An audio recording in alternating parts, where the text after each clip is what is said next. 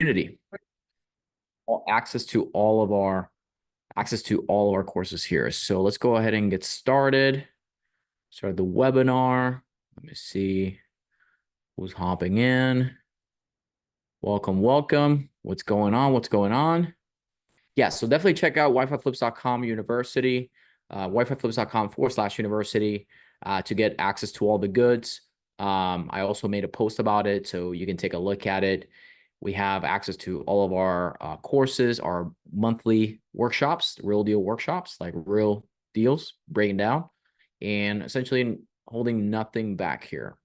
So with that said, let me get my stuff going on here, and we're going to get right to it. Today, all right, I see some people coming in.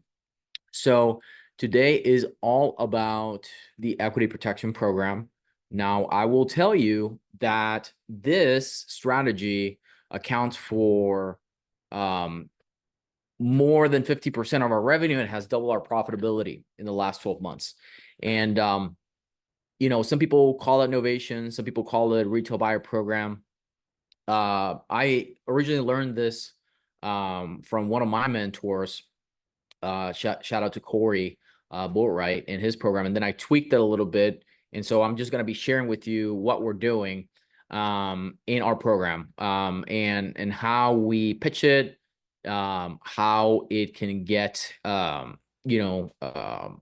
looked at, the numbers, when does it make sense? So I'm going to share my screen here and the agenda, and we're going to get right to it. Let me see here, desktop. Boom. Okay. So if you guys are not, have not noticed yet, in our WiFiFlips University, you have access to all of our vault of courses, some of them even valued over $18,000. All of our pay-per-click, our retargeting, knowing how to dispo without any ad spend, how to analyze deals in 3 minutes or less, setting up your motivated seller lead engine, how we close deals over the phone, how to analyze them, and also how to set your Google ads in less than 3 hours. So definitely take a look at that. We're going to be sharing some resources here that have been updated. So it'd be good for you guys to make sure that you are able to access the learning tab.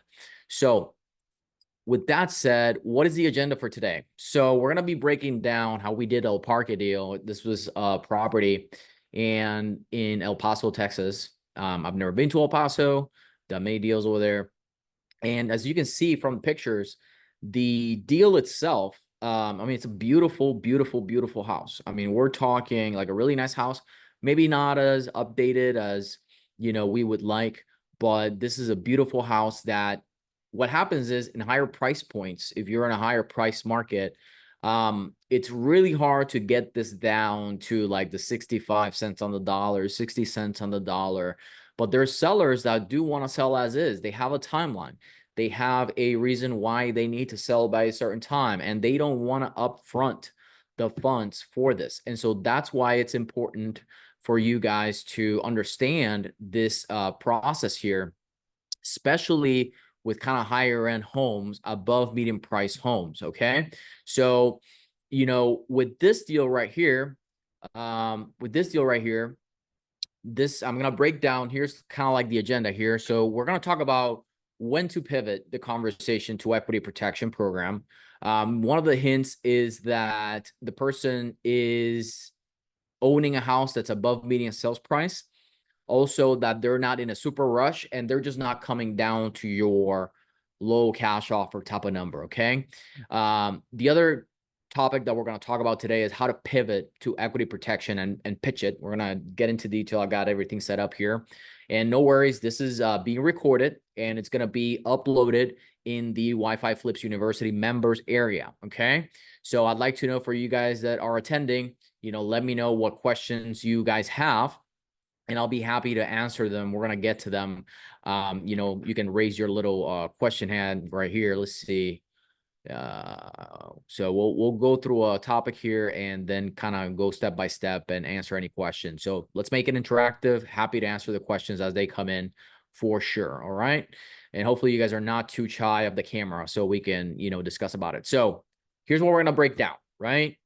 When to pivot to the equity protection program. This is huge. And there's a specific point in the conversation that you guys should be pivoting. Let me know in the chat that you guys can hear me all right. I want to make sure that audio is coming in just fine. Let me know in the chat real quick. I just want to make sure that for you guys in the WiFiFlips Zoom, everything is all right. Okay. Yep. It looks like it is. Okay. How to pivot to equity protection? Like, how do we actually make that pivot? What's in it for them, right? Like, why would somebody allow you to list their house, show it to everybody in town, and how it would make sense for them? What's in it for you as a real estate investor, home buyer, stuff like that? How to determine the offer number. So we're going to get into the details here. No worry, everything is recorded and you're going to have access to all the assets in the WiFiFlips University. How to set the correct expectations. The last thing you want to do is have drama, is have, he said, she said. You want to set the right expectations from the get-go. We're going to talk about the attorney in fact document.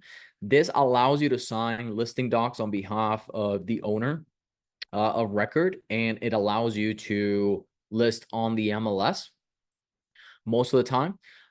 Filling the equitable interest, when and how, when to actually do that. Calculating the equitable interest release, meaning how we get paid. Because the thing is, let me backtrack. When typical wholesale, we talk about assignments, right? Contracting with an owner, having an A to B contract, and then through an assignment of contract, we would assign our rights to that original purchase and sales agreement. When we're doing the equity protection program, what we're getting paid for is to release our interest. Similar to a memorandum of contract, we're getting paid to release our interest. We agreed with a seller to buy it at XYZ price, XYZ terms, and then we're getting paid to release our interest. That way, there's no break in chain of title and there's no seasoning requirements. And you can do this. I've done this with FHA, with VA, with conventional, with all of them. So there's really no reason as to it kind of works like a lien, right? Pre-closing framing. This is important because you don't want the deal to blow up last minute. Okay. And then we'll cover questions and answers as we go through these. Okay. Cool deal. Everybody good? Let me know in the chat if you guys have any questions in the Q&A thing as well. Let me know and I'll be happy to talk about that. All right. So when to pivot to the conversation of equity protection program, okay? When to pivot. So if you have not yet reviewed the Bentley script, the acquisition training, you should, right? Because I'm not going to cover all that right now. But if you are yet to streamline your acquisition process with our Bentley script, then I'm gonna assume at this point that you have, if not, dive into that lesson. But with motivated sellers, the way that we do it, leads come in, they say, I want to sell, right? And eventually, as you speak with them, if they tell you a low enough price, they're motivated, they have timeline, they're already priced accordingly, we help sellers get qualified for a cash out sale in our sales process. What does that mean? That means that we're not trying to haggle them down. We're trying to define where they are at first. We try to get a number from them first. Now, there's going to be instances when they're overpriced, which is probably 90% of them. They have unrealistic expectations, which is maybe 90% of them. But there's a fork in the road. Okay, there's a fork in the road in our acquisition process in the Bentley script.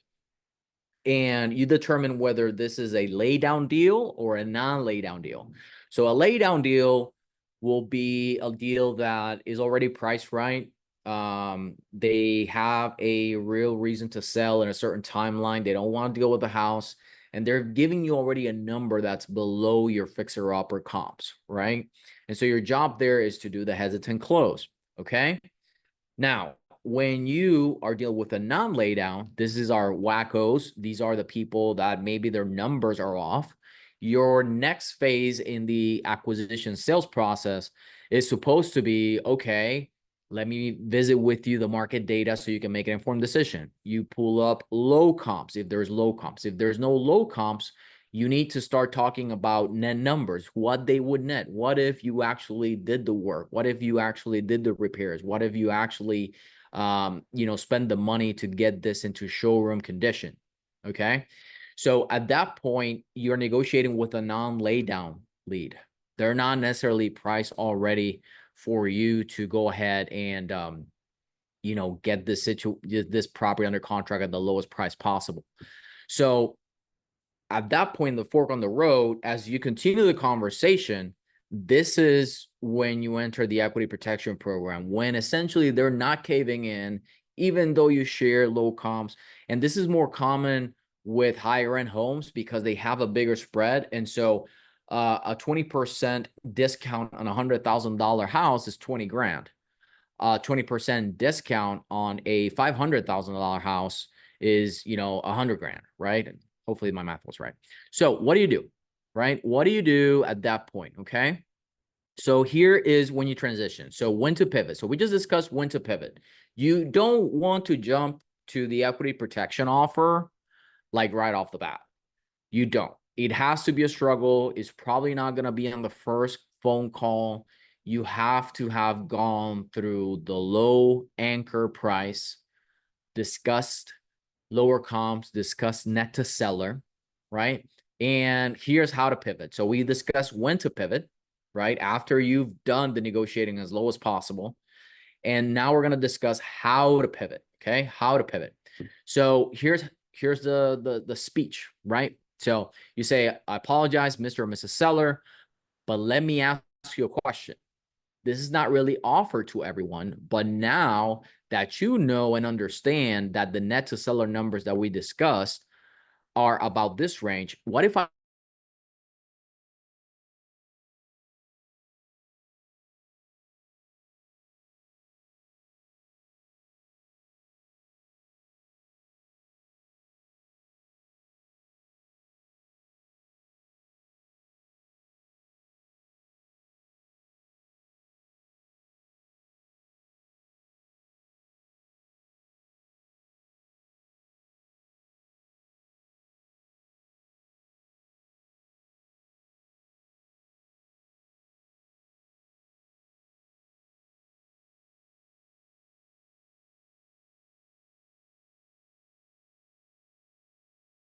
Okay, I think it dropped a little bit there, but we're back.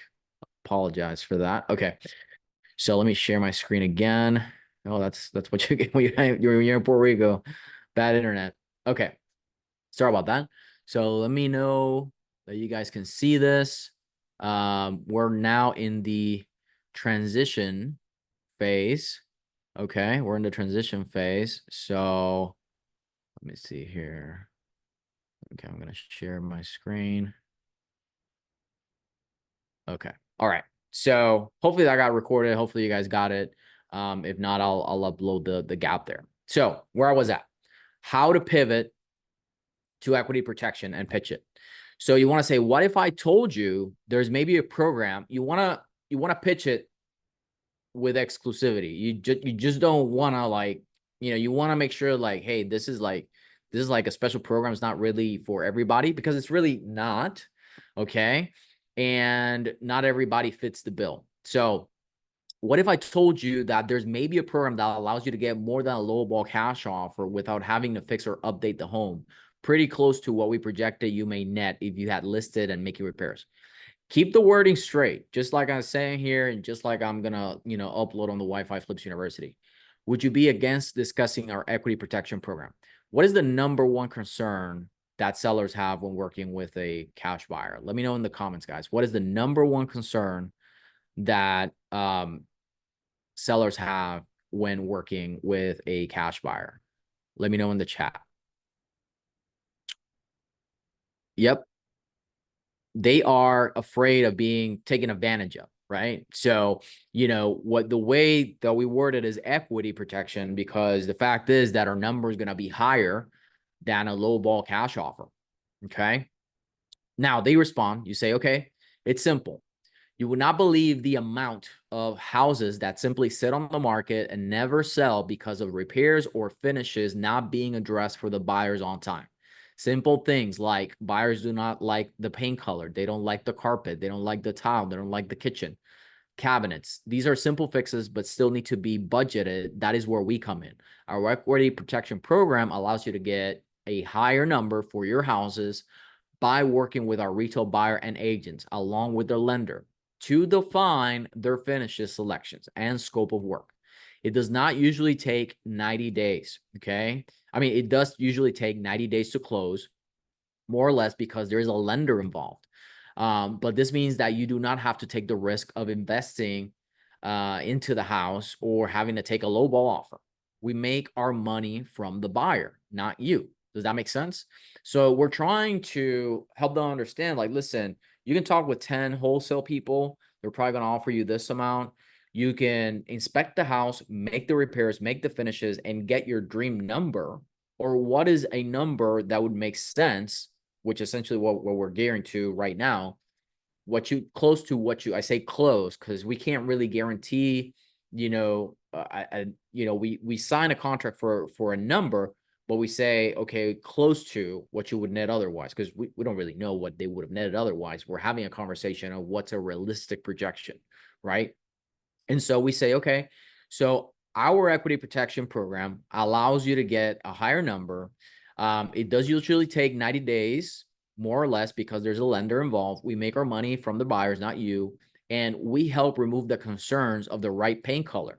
And here's kind of how we pitch it. We say, you would not believe the amount of deals that just fall through because the wife didn't like the carpet. She didn't like the kitchen cabinets. She didn't like the countertop. She didn't like the bathrooms. That's where we come in.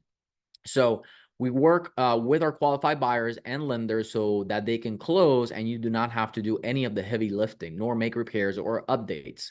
That may never help sell the home. So you can sell as is. Does that make sense? So at some point you want them to say, I get it, right? Like, you're taking the heavy lifting, all the headaches. I don't have to reinvest into the house. And based on the low comps and all these costs associated with the sale of a house, yeah, I mean, I'd rather the easy path versus having to go through that.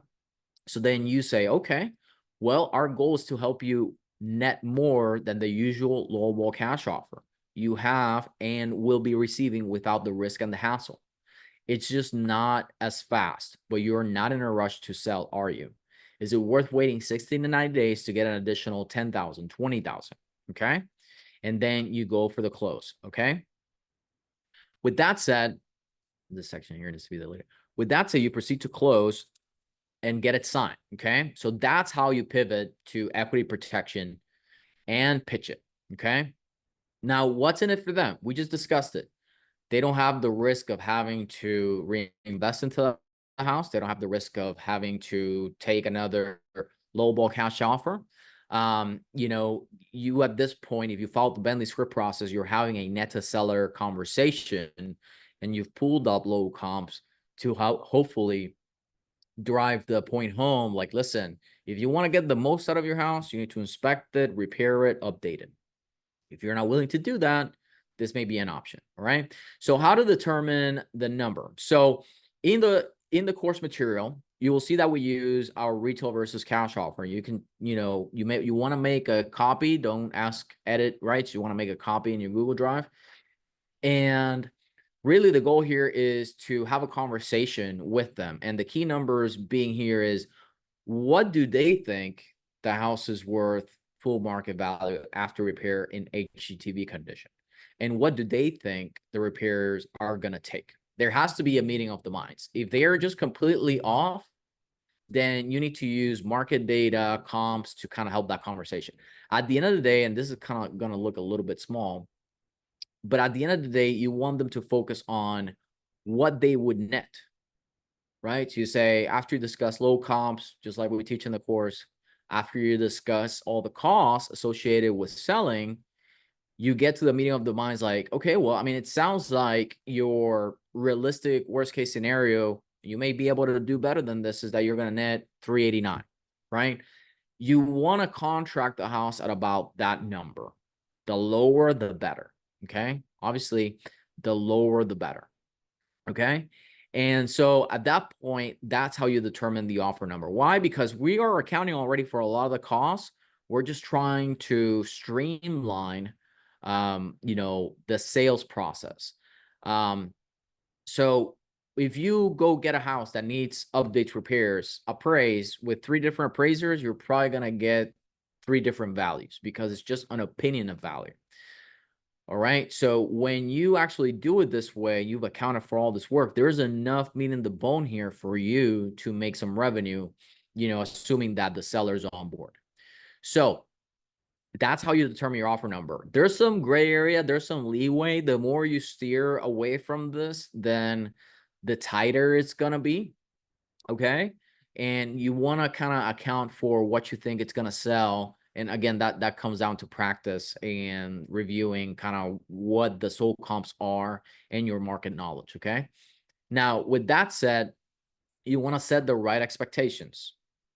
You don't want to say we're going to close next week. You don't want to say we're going to close next month. No, like literally, this is going to take anywhere between 60 to 120 days. You sign it, for as long as possible. And because there's going to be a lender involved and you want to be upfront about it. And I'll tell you that the easiest loan to quote unquote get approved is conventional. FHA and VA could be a little bit tricky. FHA, I think in my experience, has been kind of like the worst one. VA is a little bit more lenient. But there's going to be showings. There's going to be appraisals. There's going to be inspections. There's going to be all these things. And all they need to do is provide you the access. And what we rather do is we go ahead and get the Matterport, which is the 3D virtual tour of the property. We get the inspection report as well, so we know what we're dealing with. What else? And we get the pictures, right? We pay for that upfront. We get that upfront. If they have a survey, we get that survey from them. If not, we get quotes, and we prepare a nice buyer packet so that showings can be reduced. So any times that we get, an inquiry from a retail buyer agent, we can provide them disclosures, inspection, Matterport. We make it super easy. So, there's like this all animosity between seller and investors, and a lot of buyer agents love working with us because we get them inventory that otherwise they would not be able to offer, with some meat on the bone for the buyers. And we make it super easy because we already have the inspection report. We already have the Matterport. There's no guesswork. It's very straightforward. So we set the right expectations, right? Like, your job here is to allow us access. We're going to work with our lenders and our buyers and just to get the finishes. Again, why? Because you would not believe the amount of houses, especially in this market, that just sit stale because they didn't like the bathroom finishes, the kitchen finishes, the flooring, how the properties wore out. Okay. So that's the right expectations. Now, what is the attorney in fact document? So let me show you guys here what it looks like. So this is an authorization to sign listing docs. And what we've done is we've included it in all of our purchase and sales agreement packets. Does not matter, right? Like, it does not matter, what it is. We just try to include it because it's better to, to expose our deals to the masses, right? And we just include a standard in all of them. Depending on the MLS that you're at, they may require to have it notarized. We've seen that coming. But as long as you have a clear expectation with your seller, that should not be the issue. Okay. So that is the attorney in fact document allowing us to go ahead and be able to list and be able to sign offers on behalf of sellers. Now, filing the equitable interest. Okay. So filing the equitable interest. Let me see if I can get that up here. So essentially what it is, it's just a memorandum of contract. Let's see here. So let me see if I can get this in the window here. So a memorandum of contract, what it does, it allows you to get in public record that, hey, I have a interest on this property. And hope you guys can see that. And, with that said, it's filed in the county, and you really only want to file it once you have a buyer lined up, and they're past the inspection period. Okay. That's at the moment that you actually want to file it. You don't want to file it sooner.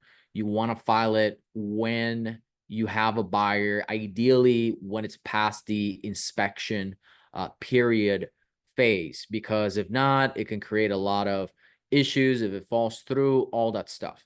Okay. Now I will make the disclaimer, I'm not an attorney. This is just sharing my information here, what we're doing in our business, what's worked out. Definitely want to check with your title company. Make sure that it's an investor friendly title company that does this, that allows you to do that, because essentially what you're going to be doing is issuing an invoice for for the release of your memorandum, and that way there's no break in chain of title. Okay, so that's when you file the memo, and how to file it. There's a whole chapter in the learning portal here around how to file a memorandum of contract and protecting your interest. So just search it there. So calculating the equitable interest release. So let's talk about that, because I think that's important to cover. So what you want to do is, when you get everything settled and you get the settlement statement from your title company, your A to B contract, the purchase and sales contract that you have with your seller, it states a price. It states that you're covering, you're covering closing costs. There's no agent fees, blah, blah, blah. So you have to make sure that it matches. So, and again, I'll upload this tool in our WiFiFlips U area. But essentially, you get your price there. We do incentivize them, give them a little bit bonus, just for working with us and stuff like that. And you debit kind of what the seller has to pay from the sales proceeds. What is that? So typically it's like, we pay all normal closing costs except taxes, liens, or HOA transfer fees. That is what we always state. So why? Because we don't know how many property taxes are due. It just gets prorated till the date of closing. If there's a mortgage or liens, what mortgage or liens are those? And then HOA transfer fees, we say we don't cover them. As a buyer, we cover title policy, escrow fees, and you don't have to pay any agent fees. So the gap between what you sold it and what you promised, right, that is going to be your memorandum release, your equitable interest release fee, right? And it could be as low as $1. It could be as 72,000. Like, it goes all over. But you've helped a seller get sold in their timeline and make it super easy. We've gotten great feedback from our sellers saying, hey, listen, like, this was super easy.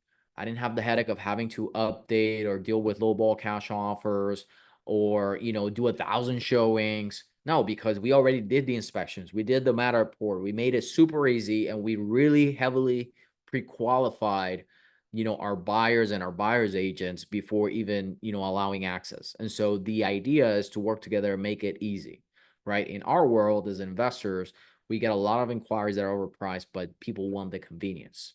So they'll be okay with whatever number they agree to, as long as they get that time and convenience, and we're upfront and honest about it, right? So that's how you calculate. I'll just upload the spreadsheet. It's pretty easy. You just plug in the yellow stuff, and you just take the settlement statement and just plug it in, and it'll let you know, hey, this is what your equitable interest release would be and what you're covering. And then what you want to do is, before you close, you go ahead and you set a pre-frame. What does that pre-frame look like? So the pre-frame is, listen, here's your net number. Like, you want them to understand this piece of the spreadsheet, meaning, hey, we promise you 390, you have a mortgage of 304, blah, blah, blah, whatever that payoff is. Here's the property taxes. Here's the HOA fees, if there's any. So, you're going to be getting a net after your lease back, if there's a lease back, of 83,032 with 81 cents. And we actually threw in a $525 bonus, for our work scope, walkthroughs, right? And so by positioning it that way, what you want to do is you want to make sure that they are focusing on the net number, right? They're not looking at whatever fees, they're looking at, okay, what's my net number? And you get them, right, to agree, obviously, because that's what was agreed. You get them to agree in writing, like, hey, this is going to be your net to seller closing amount. Congratulations, get excited. We even got you a little bit more since we defined the work scope really well. Boom. Everybody's happy. Everybody's happy. So that's pretty much it. What sort of questions do you guys have, if any, regarding the equity protection program? And again, I'll have this uploaded in the WiFiFlips U members portal over here as part of our monthly deal workshop. Let's see here. Questions, concerns. Just raise the little Q&A hand, and that should help. So, the idea is to just be very transparent. Now, somebody asked me, okay, what if the house is a fixer-upper and, it won't qualify for like financing, right? So we're including it with all of our deals. We're including the authorization to list and pre-market, but the conversation is going to be a little bit different because at that point, they might call you, once you list it, they might call you and be like, hey, like, why is my house listed? You say, well, we do reserve the right to pre-market the property as is, and it's all in writing. Now, a lot of people get, and again, this is not legal advice or whatever, but a lot of people get too hung up on trying to be attorneys for their sellers. Like, we're all adults. Like, we're all adults here. So the idea to think that, you have to make yourself responsible for somebody else's decision to sign a contract with you, that's bananas. That's just childish, right? So at the end of the day, if they're agreeing on the contract that, hey, this person can go ahead and list the property to do whatever they need to do, then that's what that is. But at that point, you have to be like super sure that it makes sense, not just contracting properties and just putting them up just to put them up, because eventually, you're just gonna get a bad rap, and typically it's gonna be a waste of time. You want to make sure that the deal underwrites and that it makes sense. Cool. All right. Well, with that said, I'm going to go ahead and log off here. I'll upload the resources here this week on the WiFiFlips University. If you guys need more one-on-one, help, hand-holding, getting to, 10 contracts per month, I am opening up a couple of one-on-one clientele spots for the REI Accelerator. Just go ahead and email us at support. We'll send you that application link. That would be more for people that are advertising a minimum of $4,000 a month for their house buying business.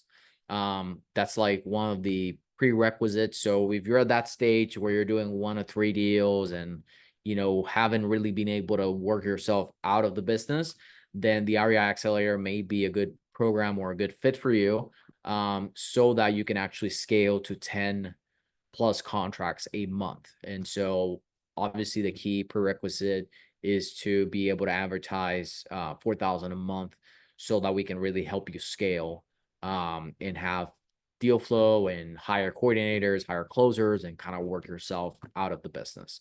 All right. So with that said, we'll see you guys on the next monthly deal workshop. God bless.